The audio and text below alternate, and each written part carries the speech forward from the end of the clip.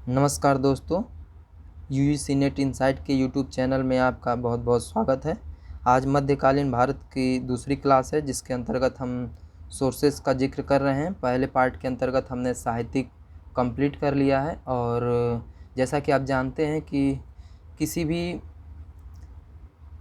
सभ्यता को जानने के लिए मुख्यतः वहाँ की रचनाओं को, वहाँ के स्थापत्य और उसने क्या क्या सिक्के जारी किए, तो इस आधार पे हम लगाते हैं। तो मुख्यतः इसी आधार पे हमने दिल्ली सल्तनत और मुग़ल सल्तनत को, मुग़ल काल को दो पार्ट में हम डिवाइड कर करके और डिस्कशन कर रहे हैं। तो पहले पार्ट के अंतर्गत हम दिल्ली सल्तनत के साहित्यिक संदर्भ की चर्चा हमने पहले वीडियो में कर ली है और ये आज हमारा दूसरा वीडियो है जिसके अंतर्गत हम स्थापत्य की जिक्र करेंगे।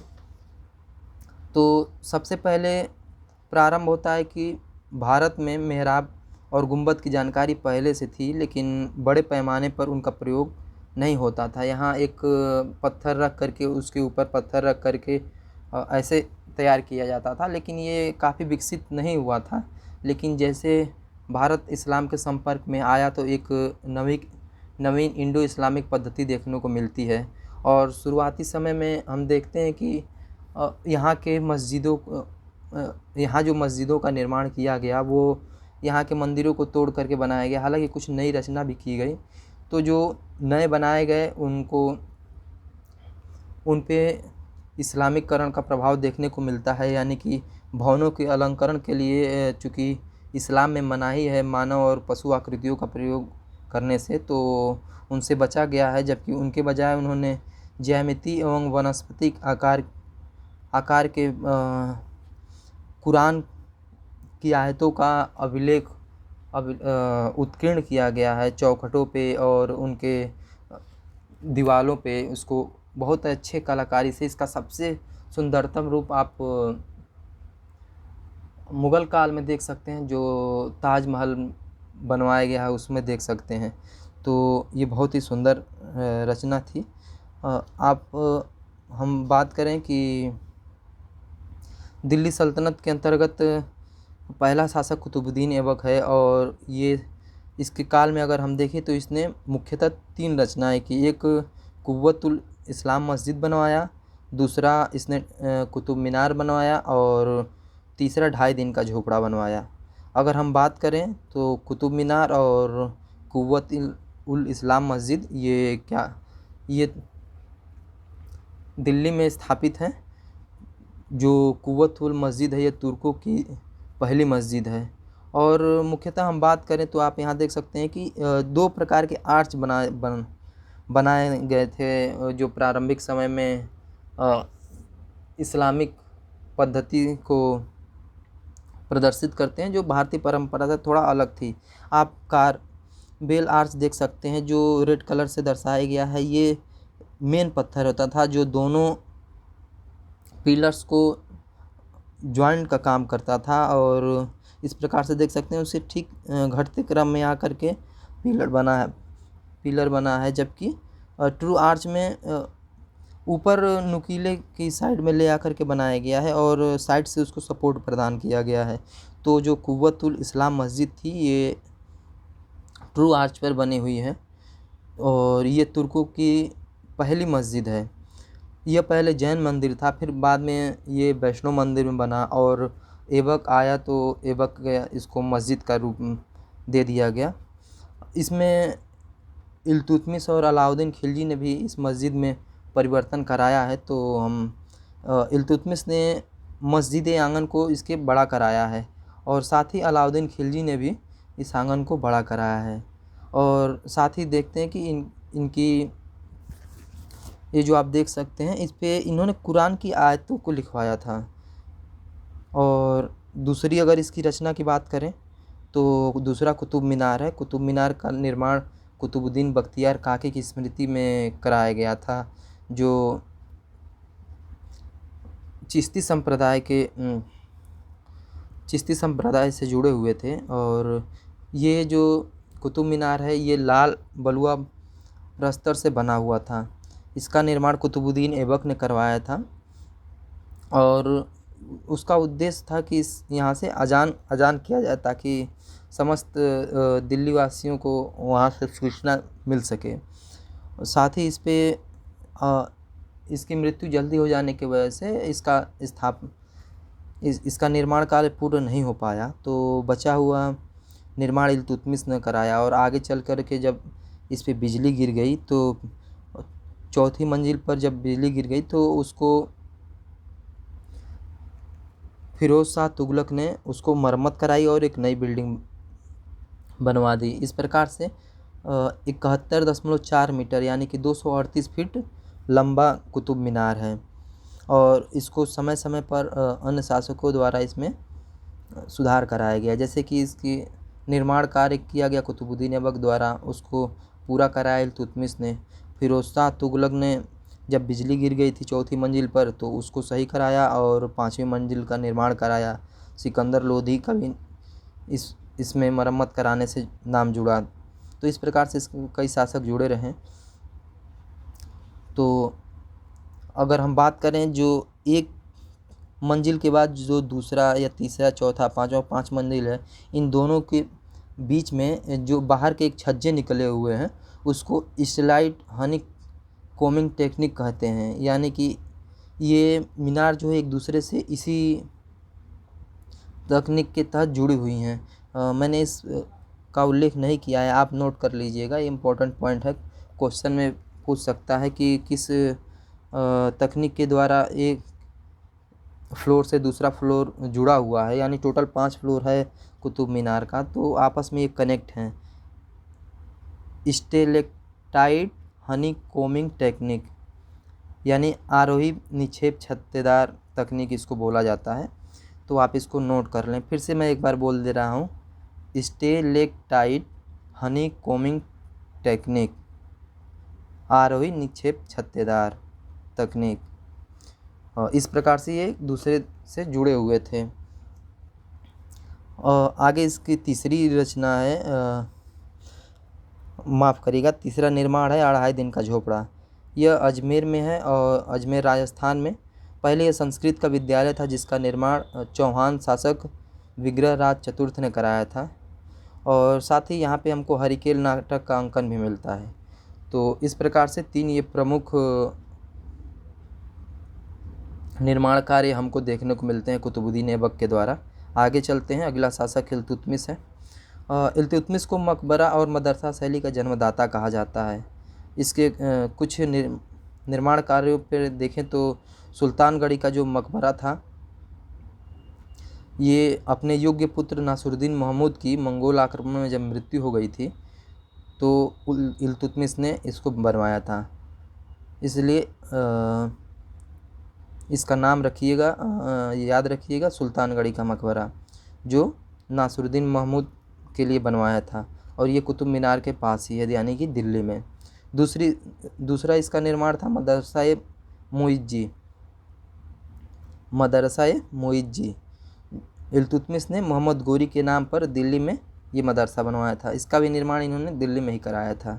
तीसरा है अतरकीन का दरवाज़ा, जिसे सिंह द्वार भी कहा जाता है। इल्तुतमिश ने इसे राजस्थान के नागौर में इसको बनवाया था। इसकी चौथी रचना है बदायूं में। चूँकि बदायूं में सूबेदार था कुतुबुद्दीन ऐबक के समय में, तो वहाँ इसने 3 निर्माण कार्य कराया था, हौज शमसी, जामा मस्जिद और शमसी ईदगाह। साथ ही इसकी 5वीं रचना है अपनी मकबरा दिल्ली में ही कुव्वत इस्लाम मस्जिद के नज़दीक बनवाई थी, जो लाल बड़ुआ पत्थर से इसको निर्मित कराया था। आगे बढ़ते हैं। इसके अलावा बलबन की बात करें तो इसने लाल महल का निर्माण दिल्ली में करवाया था। और दूसरा ये है कि दिल्ली में जो बलबन का मकबरा जो बना था, यह शुद्ध इस्लामिक पद्धति का बना हुआ पहला मकबरा है। इसको कंफ्यूज ना होइएगा, दिल्ली में बलबन का जो मकबरा था वो शुद्ध इस्लामिक पद्धति में बना पहला मकबरा था, जबकि इल्तुतमिश को मकबरा और मदरसा शैली का जन्मदाता कहा जाता है। तो इन दोनों को अलग अलग आप नोट कर लीजिएगा। बात करें खिलजी वंश की, तो खिलजी पहले शासक हुए फिरोज शाह खिलजी। इन्होंने कैकूबाद के किलो खरी के महल को पूर्ण कराया था। जो बलबन का पौत्र था, यानी कि कैकूबाद, वो उसने किले का निर्माण कराया था, लेकिन अभी उसका निर्माण कार्य अपूर्ण ही था। लेकिन शासक फिरोज शाह खिलजी बन जाता है और उसने उस महल को कंप्लीट कराया और साथ ही अपना उसी महल से उसने शासन करना प्रारंभ किया, किलूखरी का महल। दूसरा शासक है अलाउद्दीन खिलजी। अलाउद्दीन खिलजी ने स्थापत्य में दिल्ली सल्तनत के कई निर्माण कार्य कराए हैं, जिसमें उसका अलाई दरवाज़ा बहुत ही महत्वपूर्ण है, जो कुव्वत उल इस्लाम मस्जिद का प्रवेश द्वार इसको कहा जाता है। ये लाल बलुआ पत्थर और संगमरमर दोनों का प्रयोग किया गया है और यह गुंबद वैज्ञानिक विधि से बना पहला गुंबद है। अलाई दरवाज़ा आप शुद्ध इस्लामिक शैली का बना हुआ पहला मकबरा बलबन द्वारा बनवाया गया है, जबकि अलाई दरवाज़ा वैज्ञानिक पद्धति से बना पहला गुंबद है। इसी में घोड़े की नाल की आकृति के मेहराब का प्रयोग हुआ है। अलाई दरवाज़ा को इस्लामिक स्थापत्य का रत्न कहा जाता है, इस कारण जॉन मार्शल ने इसकी प्रशंसा की है। दूसरा, इसने श्रीनगर बनवाया था 1303 ईस्वी में। जब ये चित्तौड़ से विजय करके वापस आया तो अलाउद्दीन खिलजी, और जब वो दिल्ली पहुंचा तो मंगोल आक्रमण हो रहा था, इस कारण उसने कुछ समय तक सीरी में रुका, और जब ये रुका तो यहाँ पे निर्माण कराया श्रीनगर का, और इस श्रीनगर को हम दूसरा दिल्ली कहते हैं। तो याद रखिएगा, अलाउद्दीन खिलजी ने सीरी में दूसरी दिल्ली का निर्माण कराया, यानी श्रीनगर को दूसरी दिल्ली भी कहते हैं। तो याद रखिएगा, आगे और भी शासक है जिन्होंने तीसरी दिल्ली, चौथी दिल्ली, पाँचवीं दिल्ली का निर्माण कराया। तो इस हिसाब से इस जो दूसरी दिल्ली का निर्माण कराया था श्रीनगर, वो अलाउद्दीन खिलजी था। इसकी तीसरी रचना जमात खाना मस्जिद है, ये भी दिल्ली में ही है और ये निजामुद्दीन औलिया के मकबरे के पास है, और ये शुद्ध इस्लामिक पद्धति में बनी पहली मस्जिद है। अभी आपने वहाँ पे देखा कि शुद्ध इस्लामिक पद्धति में बना पहला मकबरा बलबन का है, और यहाँ पे शुद्ध इस्लामिक पद्धति में बनी पहली मस्जिद निजामुद्दीन औलिया के मकबरे के पास में जमात खाना मस्जिद है। इसमें भी घोड़े के नाल की आकृति की मेहराब बनी है। तो ये बहुत ही इम्पॉर्टेंट है, क्वेश्चन यहाँ से डायरेक्ट भी बनेगा और कथन कारण के साथ भी बन सकता है, तो बहुत ही इम्पॉर्टेंट है। चौथी, इसका निर्माण कार्य चित्तौड़ में 1000 सितून यानी 1000 खंभों वाला महल का निर्माण, और साथ ही हौज खास, हौज अलाई का भी निर्माण कराया था चित्तौड़ में ही। आगे बढ़ते हैं तो अगला वंश तुगलक वंश आता है। तुगलक वंश के बारे में बात करें अगर, तो यहाँ मजबूती प्रदान करने के लिए ढलवा दीवारों की शुरुआत की गई थी। इसको सलामी स्थापत्य भी कहा जाता है, यानी कि इसको करने से चूँकि इसके अलंकरण की भव्यता को बढ़ाने के लिए, और साथ ही इसमें चूँकि ठंडे वातावरण बनाए रखने के लिए ये ढलवा दीवारें काफ़ी महत्वपूर्ण रही हैं, तो इसलिए इनका निर्माण किया गया। साथ ही ये जो तुगलक काल के समय में स्थापत्य का निर्माण हुआ था, ये काफ़ी सादगी से थे, लेकिन इसमें बहुत ही कीमती पत्थरों का प्रयोग किया गया था। बात करें गियासुद्दीन तुगलक, जो पहला तुगलक वंश का शासक बनता है, तो इसने तृतीय दिल्ली का निर्माण कराया। अभी आपको बताया कि श्रीनगर जो अलाउद्दीन खिलजी ने बनवाया था वो दूसरी दिल्ली थी, और गियासुद्दीन तुगलक ने तीसरी दिल्ली का निर्माण कराया, जिसे तुगलकाबाद कहा गया है, यानी कि तुगलकाबाद तीसरी दिल्ली कही गई है। इब्न बतूता कहता है कि सूर्योदय के समय तुगलकाबाद में सुनहरी ईंटों से निर्मित गियासुद्दीन तुगलक का महल इतनी तेज़ी से चमकता था कि कोई व्यक्ति टकटकी लगाकर नहीं देख सकता था। इसका मकबरा दिल्ली में है।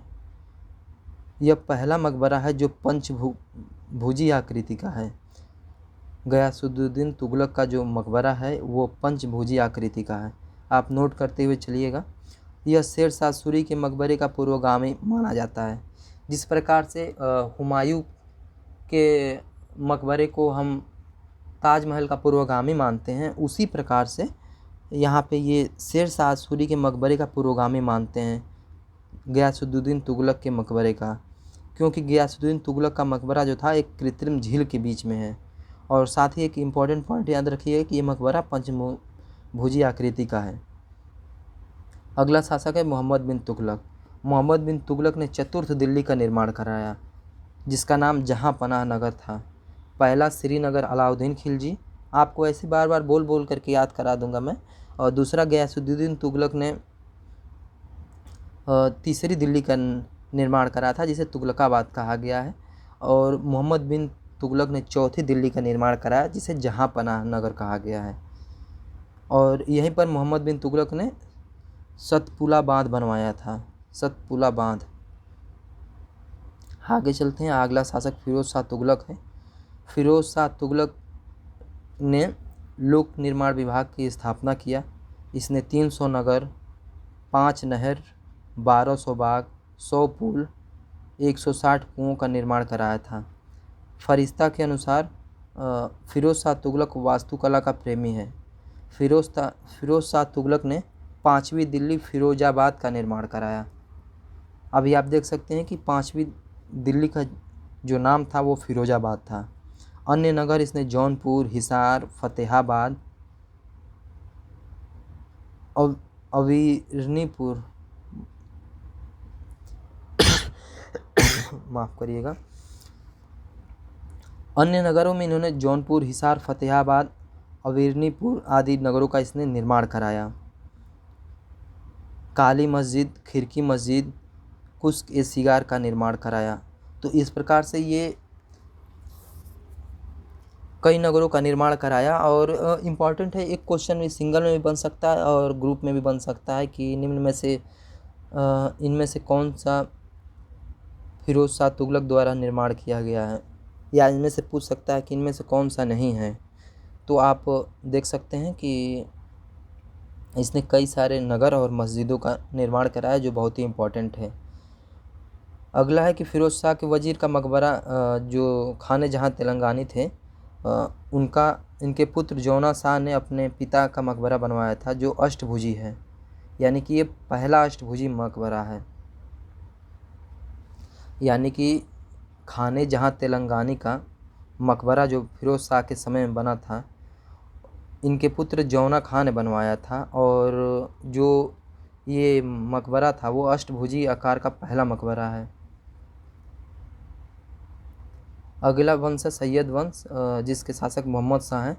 मोहम्मद शाह ने मुबारक शाह शासक हैं। मुबारक शाह नामक नगर इन्होंने बसाया था। और साथ ही मोहम्मद शाह और मुबारक शाह दोनों का मकबरा बना, जो अष्टभुजी आकृति में है। बहुत ही इम्पोर्टेंट पॉइंट नहीं है। और आखिरी वंश लोधी वंश है। पर्सी ब्राउन कहते हैं कि सैयद और लोधी वंश दोनों का काल मकबरों का काल कहा जाता है। विशेषता इसकी ये है कि मकबरा उद्यान में बनने लगा था। आप देखते हैं कि धीरे धीरे विकास क्रम में सुल्तानगढ़ी का जो मकबरा बना था इल्तुतमिश के द्वारा, तब से लेकर के अब में मकबरा में परिवर्तन आने लगे हैं। शुद्ध इस्लामिक शैली से लेकर के अब मकबरा उद्यान में बनने लगे थे। और यही मुग़ल काल में आते आते चारबाग शैली में मकबरों का आप निर्माण देखने को मिलेगा। और लोधी काल में मुख्य रूप से देखेंगे कि मकबरा जो चबूतरे पे बनता जा रहा था। और चबूतरा जो था अष्टकोणीय यानी अष्टभुजी होने के साथ साथ दोहरी गुंबद का प्रयोग किया जाने लगा। सिकंदर लोदी का मकबरा अष्टभुजी होने के साथ दोहरी गुंबद का बना हुआ था। मोठ की मस्जिद जो दिल्ली में है का निर्माण सिकंदर लोदी के वजीर मीर भुआं ने बनवाया था। तो इस प्रकार से आपका स्थापत्य का दिल्ली सल्तनत के अंतर्गत जो निर्माण कार्य थे वो समाप्त हुए। चूँकि स्थापत्य में बहुत ज़्यादा निर्माण कार्य नहीं है, छोटे छोटे निर्माण कार्य हैं, तो उनका हमने जिक्र कर दिया। विशेष तौर पे अगर हम बात करें स्थापत्य का, तो मुख्य रूप से यही निर्माण कार्य रहे हैं दिल्ली सल्तनत के अंतर्गत। स्थापत्य का बड़े पैमाने पर उपयोग हम मुग़ल काल में देखते हैं और उनका विस्तृत स्रोत के रूप में उनका हम प्रयोग करेंगे। जबकि दिल्ली सल्तनत के अंतर्गत हमें साहित्यिक स्रोत बहुत ही प्रमुखता के साथ है, जो दिल्ली सल्तनत के बारे में विस्तृत जानकारी देता है। और तीसरा पार्ट है सिक्का, और जिसका हम अगला वीडियो लेकर के आएंगे, इसका तीसरा पार्ट लेकर के आएंगे, जिसके अंतर्गत हम सिक्कों का अध्ययन करेंगे। तो अब ये वीडियो आपको कैसा लगा आप कमेंट बॉक्स में ज़रूर बताइएगा। जो भी आपकी क्वेरी हो वहाँ से पूछिएगा, आपका अगले वीडियो में हम समाधान करने का प्रयास करेंगे। और साथ ही आप पहला पार्ट आप ज़रूर देखिए, स्थापत्य का हो चुका है ये इस वीडियो में। तो जो पहला हमने साहित्यिक कंप्लीट कर चुका हूँ, पहला वीडियो जो सोर्सेस का है, तो उसको आप जा कर के देखिए। इन 3 वीडियो में बहुत सारे क्वेश्चन आएंगे सोर्सेज को लेकर के, और मुख्यतः यहाँ से भर भर के क्वेश्चन बनते हैं। यूजीसी नेट हो या पीजीटी के भी एग्ज़ाम हो, उसमें से भी बनते हैं। तो सोर्सेज का बहुत ही महत्वपूर्ण योगदान है। और आप जाएं देखें वीडियो कैसा लगा कमेंट बॉक्स में हमें ज़रूर सुझाव दें। जो भी कमी होगी आगे हम उसको पूरा करने की कोशिश करेंगे। वीडियो देखने के लिए आपका बहुत बहुत धन्यवाद। अगर आपको ये वीडियो इन्फॉर्मेटिव लगी हो तो वीडियो को लाइक करें और चैनल को सब्सक्राइब करें। वीडियो आपको देखने के लिए बहुत बहुत धन्यवाद।